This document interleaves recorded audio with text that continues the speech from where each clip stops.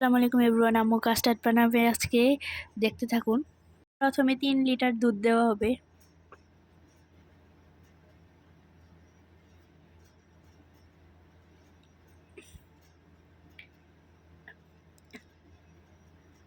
দেন চিনি দেওয়া হচ্ছে, মিশিয়ে এরপরে চুলাতে বসানো হবে। বলক ওঠা পর্যন্ত অপেক্ষা করতে হবে। বলক উঠে গেছে।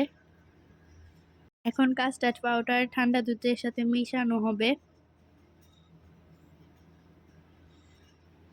দুধ মিশানো হচ্ছে, দেখুন।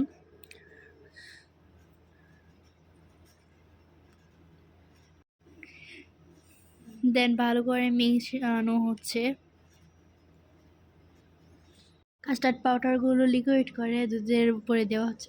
ভালো করে দুধের উপর নাড়াচাড়া করে মিশিয়ে নিতে হবে। এই যে মিশানো হচ্ছে,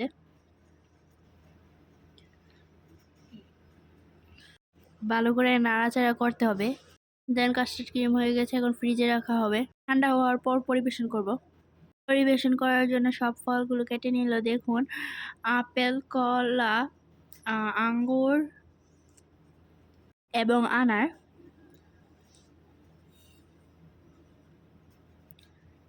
এখন পরিবেশন করা হলো ইয়াম্মি কাস্টার্ড।